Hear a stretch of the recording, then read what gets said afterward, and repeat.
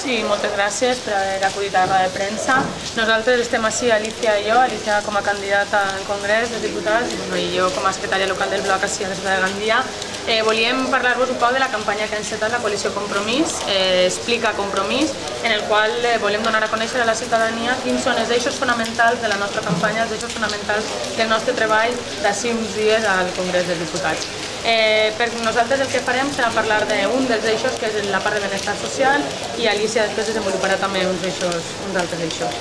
Jo, pel que és la meva intervenció, voldria parlar-vos del que per a nosaltres, per a la coalició Compromís, significa el benestar social. I el benestar social significa el foment de l'ocupació i la garantia, com no, de la igualtat entre les persones i la justícia social. I per a que això es pugui dur a terme, jo vos parlaria de tres punts bàsics, de tres objectius bàsics. El primer de tot seria el garantir, el fomentar els serveis públics com a garantia de la igualtat i la justícia que vos parlava anteriorment, però també vos parlaria del que és l'educació de qualitat, una educació de qualitat a tots els nivells per formar el futur. Crec que els nostres joves són el futur i han de rebre una educació pública i de qualitat i en tots els nivells dels estudis, no sols en els nivells actuals, sinó també, per exemple, en la creació d'aquesta xarxa d'escoletes infantils de 0 a 3 anys que garantirien que totes aquelles persones que ho demanaren poden rebre aquesta educació. Per altra banda, la coalició Compromís, un dels eixos fonamentals en el tema de l'educació, el que farà una vegada entrem al Congrés dels Diputats serà destinar a l'educació pública el 7% del producte interior brut, a banda dels ensenyaments superiors, el 7% del producte interior brut també. I per altra banda, el foment, com no, del que és la formació professional, com un dels enllaços dels nostres estudiants que puguen, al mateix temps que estiguen estudiant, rebre també una formació, diguem-ne, més dedicada a l'ocupació i al foment de l'ocupació i del treball. Per altra banda, trobarien també el que és la llei de dependència. La llei de dependència que en aquests moments al País Valencià està totalment paralitzada. Estem parlant del voltant d'unes 3.500 persones que encara no reben cap tipus d'ajuda i els experts comenten que si al voltant d'unes 100.000 persones, per exemple, que demanaren la llei de dependència passaren de rebre una prestació econòmica a rebre un servei, estaríem creant al nostre país al voltant d'uns 30.000 llocs de treball. I això és molt important. Si es doneu compte, nosaltres sempre estem parlant de fomentar ocupació. Fomentar ocupació es pot fomentar des de molts aspectes i un d'ells, com vos deia abans, és el del benestar social.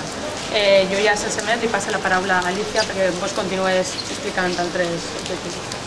Doncs alguns altres dels eixos també que proposàvem dins de la campanya havia sigut la idea principal de lluitar contra el frau fiscal i reformar i la reforma fiscal del sistema, considerant-lo o proposant-lo des d'un punt de vista més just i més equitatiu, que ens igualara realment a la mitjana europea. Pensem realment i proposem que els nivells més alts de la renda haurien d'establir-se un impost per a la riquesa. És allò del que estem parlant, que qui més té pague més. Un altre dels eixos més importants també que proposem, ja fa molts anys que anem proposant amb mesures que també han dut a les Corts Valencianes, és la qüestió de la vertebració del territori, des del punt de vista de la sostenibilitat i de l'ecologia.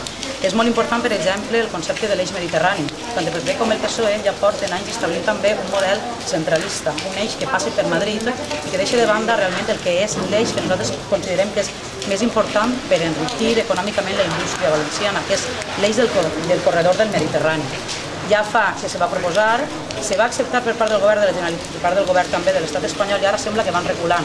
Volen realment fer dos eixos, pensem que això és una cosa a dia d'avui que no se podrà dur endavant, que és inviable a nivell econòmic, però pensem que l'important, el que realment garantiria un augment realment de la indústria i de la riquesa al territori valencià seria l'eix mediterrani. I una altra qüestió també per la vertebració del territori, que ja fa molts anys que anem lluitant també des del bloc i ara en aquest moment també des de la coalició Compromís de les Corts Valencianes, és la qüestió de les xarxes ferroviàries. És una vergonya encara que a dia d'avui no tinguem una connexió directa dins de tot el territori valencià. Nosaltres serem la veu valenciana que seguirà reclamant, igual que ho hem fet durant tants anys, la qüestió de la unió, per exemple, del tren Gandia-Oliva-Dénia, una qüestió que no anem a oblidar. Pensem també que el canvi de model de desenvolupament ha d'estar orientat realment a la creació d'ocupació de qualitat basada en la recerca i la innovació.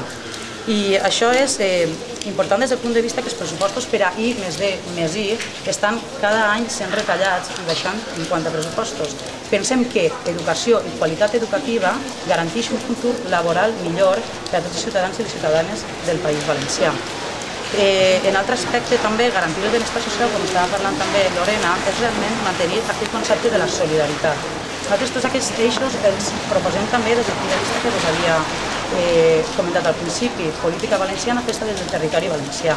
Estem farts que els representants polítics del País Valencià, quan arriben a les Corts Espanyoles, obliden realment d'on venen i se facin purament partidistes. Arriben a Madrid i són PP i són PSOE i obliden que són valencians. Tots els representants que tenim del territori valencià han fet durant 4 anys no més de 4 propostes en clau valenciana i això pensem que és una vergonya.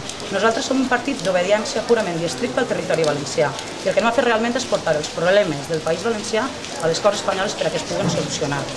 Així hem estat fent tot un seguiment d'actes a tots els pobles, a la comarca se n'han realitzat moltíssims, i nosaltres demà divendres farem el tancament de campanya amb el candidat Joan Baldoví, que vindrà a la ciutat de Gandia a les 8:30 de la vesprada, al costat de l'Escola del Grau, del saló que hi ha.